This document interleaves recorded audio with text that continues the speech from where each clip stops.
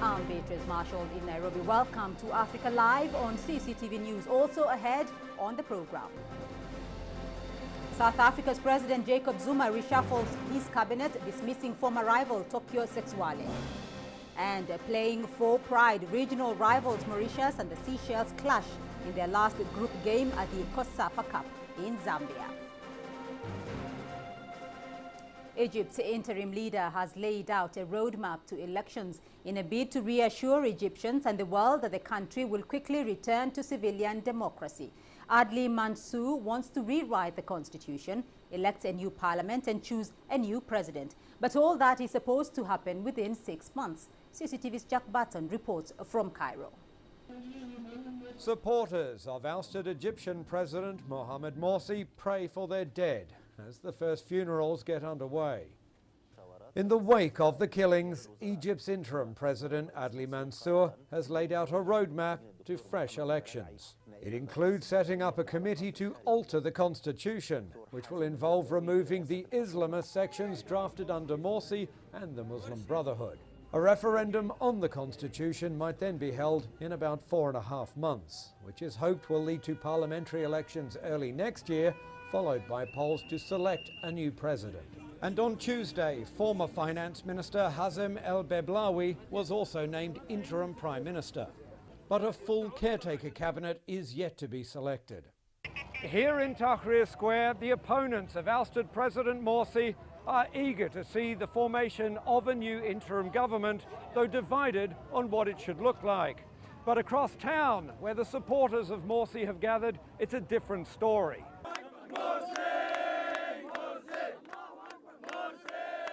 Here, they want Morsi back. No interim government and no compromise. We will increase the protests, we will increase the sit-ins. There's only more determination on the ground here, more sorrow in people's hearts, more tear in their eyes, but it's still the same objective. We will not let this country be robbed again by the military junta.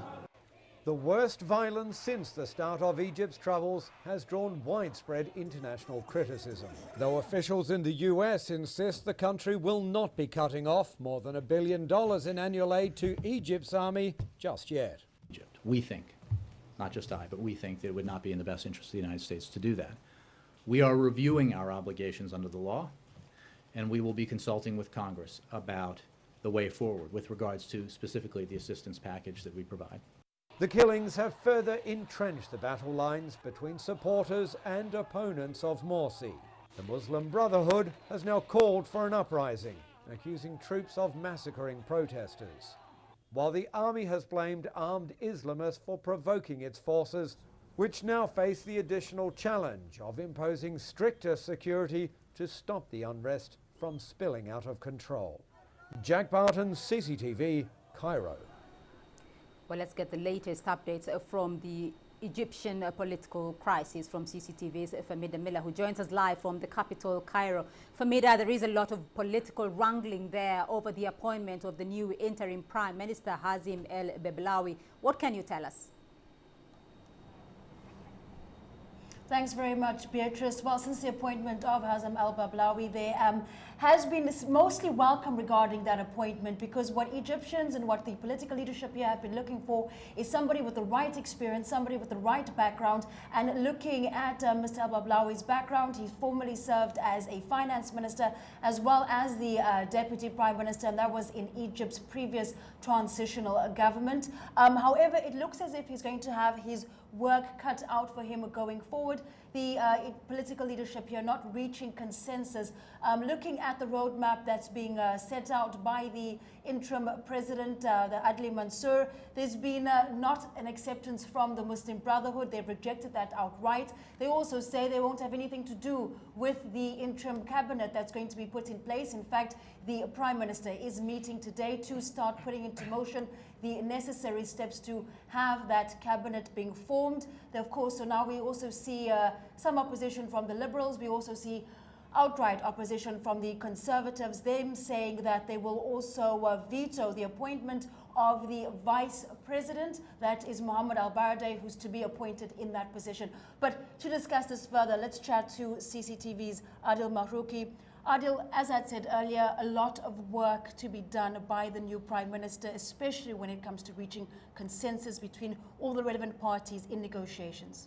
Well, the Prime Minister just announced that he knows and he's very aware that the formation of his government will not get any consensus from the Egyptian public or the Egyptian political stream.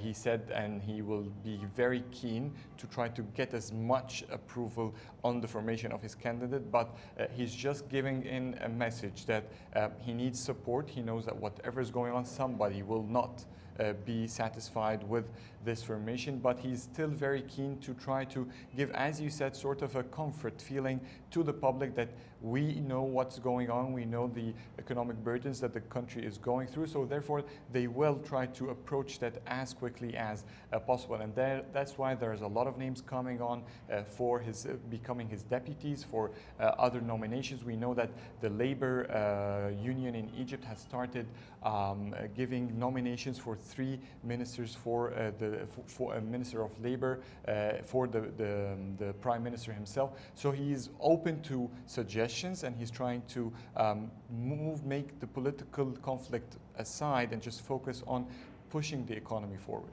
Now, looking at being open to suggestions, how much of a compromise will have to be made? Because we also hear talk of the leadership of the Nur Party being appointed to vital positions in that cabinet. Well, the Nur Party seems to have sort of an acceptance by the interim president, by the interim prime minister, that they are now, as the Muslim Brotherhood is off the screen, they are the most powerful political party. They have been elected during the past year as the second biggest political group in the dissolved parliament. They had about nearly 25% of the seats of that parliament, and therefore, if we compare just sort of a statistical way, then the Muslim Brotherhood is out, they will be who they're talking to. And it seems that both the interim president and the prime minister are doing so, which is irritating the National Salvation Front and the other opposition, because they believe that the street in Egypt has changed and the interim president should not look, or the army, they should not repeat what the opposition believe is a mistake that happened before, during the interim period after Mubarak stepped down. The army was focusing with the Brotherhood, and all the events that turned out for political reform was in favor of the Brotherhood instead. And we've seen just how much power the Nur Party wields, with them opposing the appointment of previous nominations for Prime Minister. Now, Adil, you've also spent some time on the street. Today, of course, is the beginning of the Muslim holy month of Ramadan. Usually, there's a certain atmosphere around Egypt, around the Muslim world. This time, things are a bit different. They are. Ramadan starts with the sunset. So we decided in CCTV to go and see what are the first hours in Ramadan, what do they look like in the street. There are people camping in, there are protests, there are several things, but what was very evident is that there wasn't a very strong influence or spirit of Ramadan. Usually when you walk in Cairo, you would see a lot of decorations in balconies and homes, they put lanterns, there's a lot of celebration before Ramadan. People would be looking forward to it. But when we took a look and we talked actually with the protesters and people in the street, it was quite different. Let's take a look. The sun has set, marking the beginning of the holy month of Ramadan. Usually it's like celebrating an entire month of Christmas, but the spirit of Ramadan this year faded out.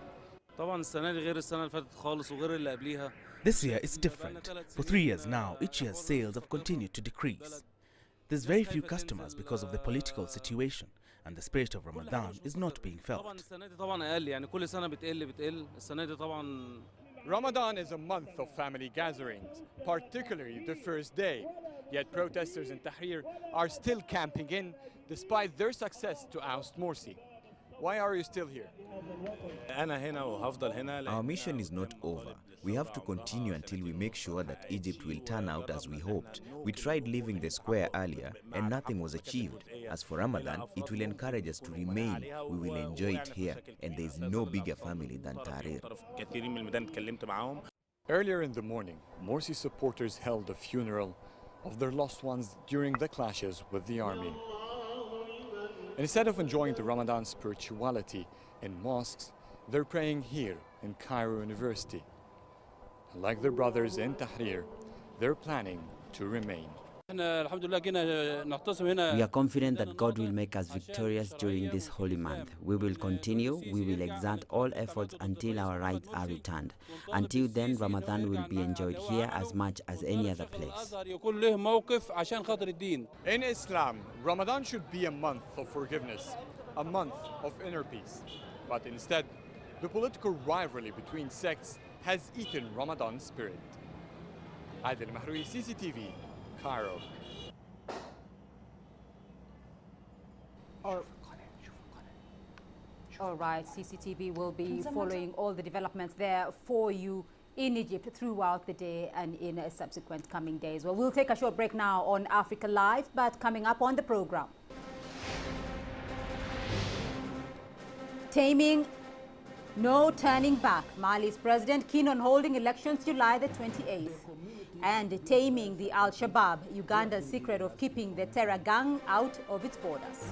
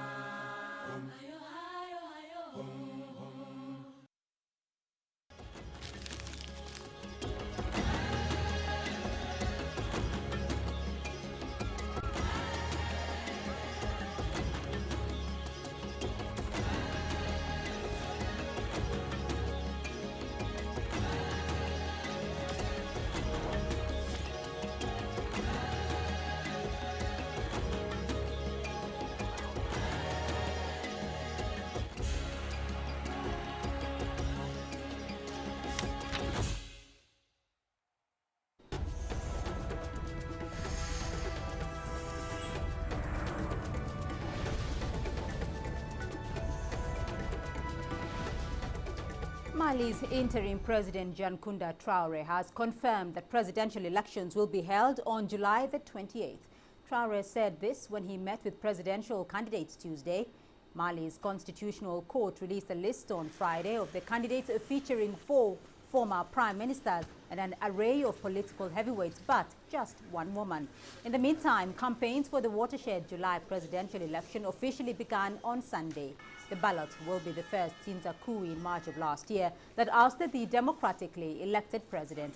Critics of the process argue that it is being rushed and far from restoring democracy. It threatens to plunge the deeply divided West African nation further into chaos. But the interim president seems to think otherwise. The delay of a few months, as recommended by some, does not solve some of the most judicious technical issues that have been identified and of which we are aware. But we're sure that a well-led dialogue between us can create the conditions in order for the elections to take place smoothly. Because eventually all the candidates are equal in terms of shortcomings and imperfections which have been identified and recognized here and there. Well, this week, Uganda will mark the 3rd anniversary of one of the deadliest terror attacks in Africa, the 2010 World Cup bombings. More than 80 people were killed in twin bomb attacks in Kampala, claimed by the Somali rebel group Al-Shabaab.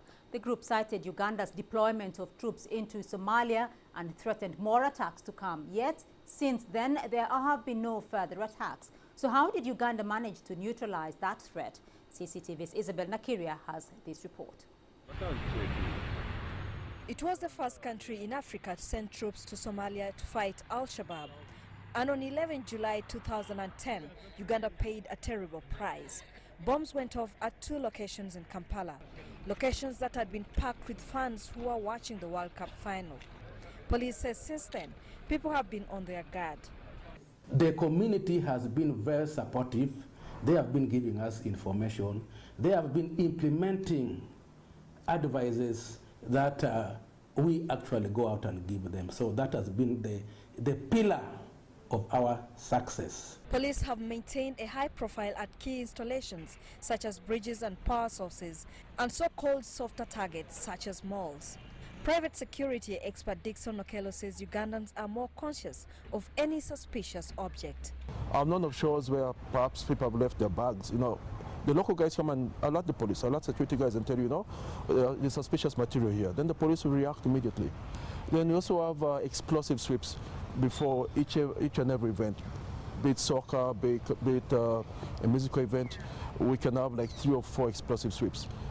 Uganda has received threats of other attacks, but East African states share intelligence in an attempt to keep themselves safe. The enemy may be in country X. They may plan in country Y and go and execute it in country Z. So if there's no cooperation between those countries, then it may not be easy to stem up the vice. Many ordinary people remain worried though about more attacks. So there is some kind of improvement, though after some time, I'm not a prophet, but though sometime it may, another incident may happen, and we keep on doing such things. When there is something strong, people do what? They come up and tight security. When there is nothing happening, they relax. Experts say Uganda must continue to step up security to continue keeping the terrorists at bay. Uganda says it has managed to bust the Al-Shabaab terror ring through close cooperation with state and private security agencies, but the force may need to reinforce its capacity through training more personnel to counter attacks. Isabel Nakiria, CCTV, Kampala. South Sudan celebrated 2 years of independence on Tuesday, with President Salva Kiir keen to stress that corruption would not be tolerated in his country. Now, President Kiir has vowed to ensure that public funds are used to develop the new nation and provide services to the citizens to achieve social justice. He also stressed on the need to impose more discipline among the organized forces to curb the alarming crime rate.